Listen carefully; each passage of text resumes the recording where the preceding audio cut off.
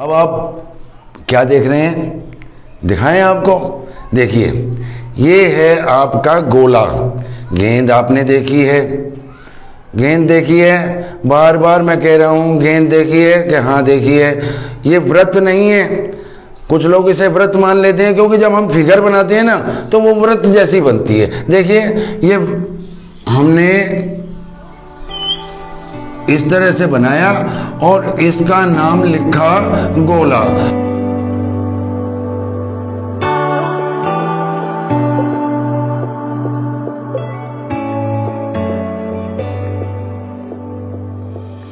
अगर समझदार बच्चा है तो वो कहता है कि जी गोला क्या है, वृत्त ही तो है ये, मगर ये वृत्त नहीं है। इसको थोड़ा निशान लगा करके इस तरह से दिखा देते हैं कि ये गोला दिखाई दे। ठीक है, ये गोला दिखाई देगा। इसमें दो चीज मेन है, एक तो आपका इसका रेडियस है यानी कि त्रिज्या है, और एक इसकी है परिधि।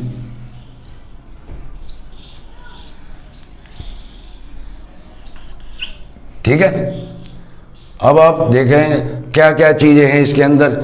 इसके अंदर एक तो है परिधि और एक है आपकी त्रिज्या, और दूसरा इसका दुगना कर दें तो व्यास बन जाएगा।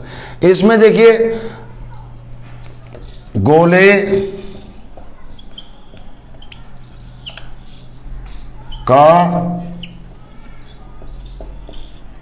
पृष्ठ, गोले का पृष्ठ, तो वृत्त का पृष्ठ तो हमें आता ही था, जो कि हमने बेलन का दिखाया था। ये बेलन का आपको दिखाया था ना, ये वृत्त था, तो वृत्त का पृष्ठ दिखाया था। वृत्त का पृष्ठ का मतलब है वृत्त का क्षेत्रफल, यानी कि जब इसका लिखते हैं तो आधार का क्षेत्रफल, वही हमने यहां लिख दिया।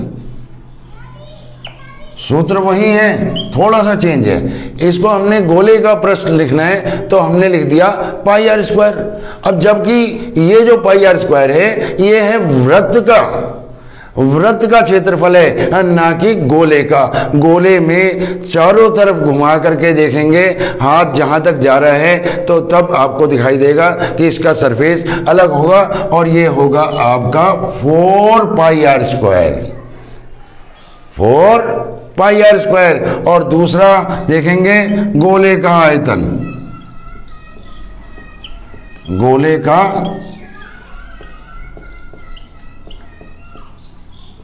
आयतन। अब गोले का आयतन निकालेंगे। गोले का आयतन होगा 4/3 पाई आर क्यूब।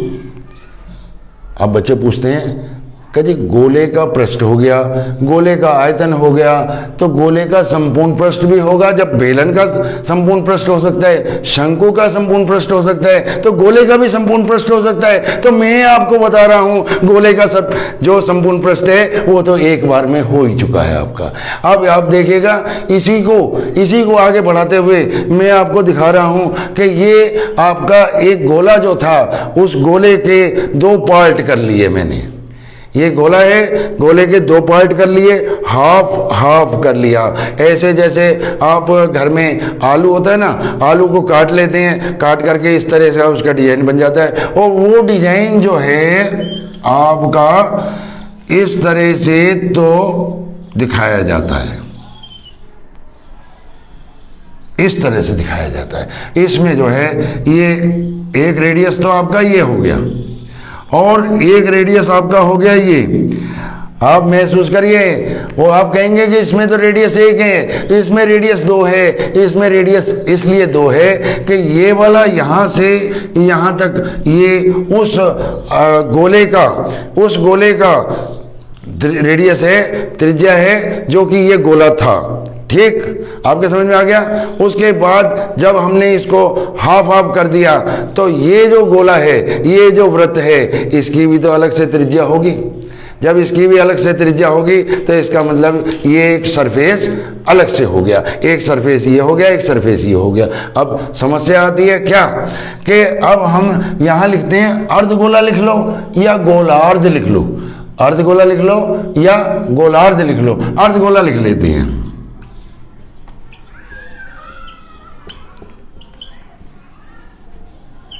अर्धगोले का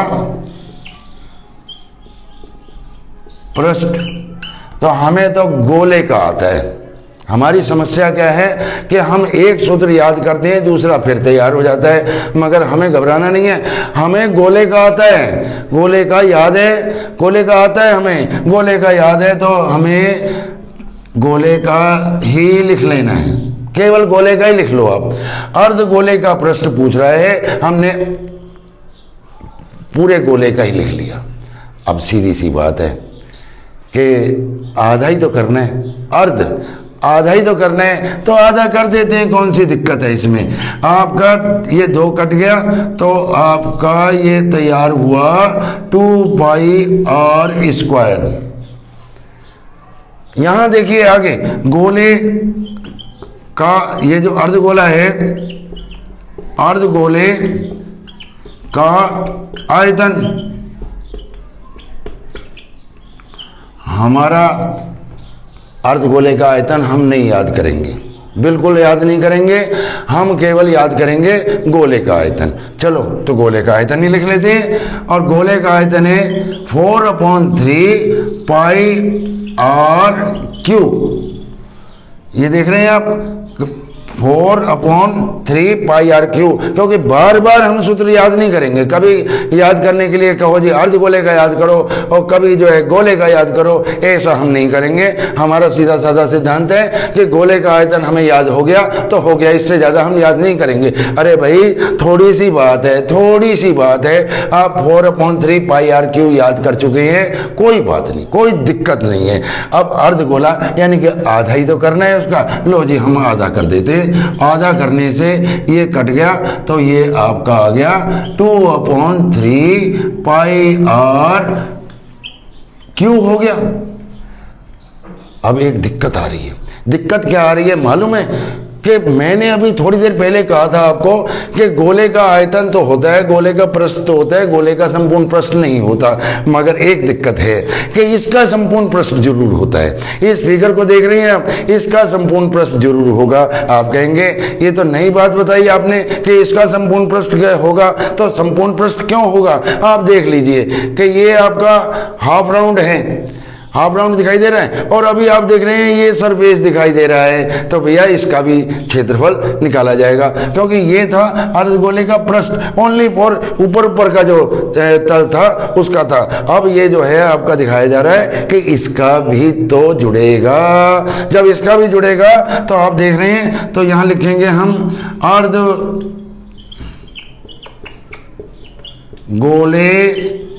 का संपूर्ण पृष्ठ।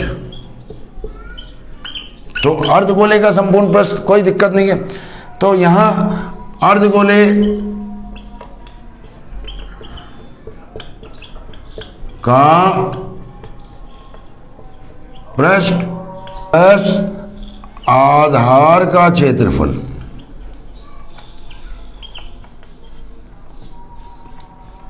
देख रहे हैं आधार कौन सा? ये वाला, और अर्धगोले का सरफेस ये वाला। अब अर्धगोले का लिख लेंगे। अभी हमने अर्धगोले का पृष्ठ लिखा था, ये रहा 2πr²,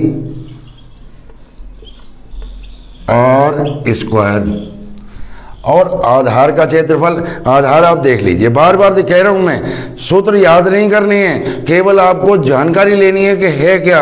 ये जो सरफेस है ये वृत्ताकार है ना, तो इस वृत्त का क्षेत्रफल, तो इस वृत्त का क्षेत्रफल लेंगे πr²। यहां आप देखिए, हमने देखा कि πr यहां भी है और πr यहां भी है, और आप ये भी देख रहे हैं कि ये πr² है, ये भी πr² है, और ये 2 है और ये 1 है, तो इसको हम सीधा लिख देंगे 3πr²। सूत्र तो हमने याद ही नहीं किया, हमने तो केवल ये देखा कि अर्धगोले का संपूर्ण प्रश्न निकालना है, तो अर्धगोले का प्रश्न लिया, आधार का प्रश्न लिया, तो हमने लिख दिया। अब इसमें एक दिक्कत आ रही है आपके सामने, अभी थोड़ी देर पहले मैंने कहा था कि एक त्रिज्या ये है और एक त्रिज्या ये है। आप कहेंगे कि आपने यहाँ भी त्रिज्या आर ली है, यहाँ भी त्रिज्या आर ली है, मगर आपने बताया नहीं। हम बता रहे हैं आपको, जब इसे काटा जाता है तो आप ये समझिए कि ये जो त्रिज्या यहाँ से यहाँ तक आएगी तो वही त्रिज्या इसके सरफेस की होगी, यानी कि ये भी आर है और ये भी आर है।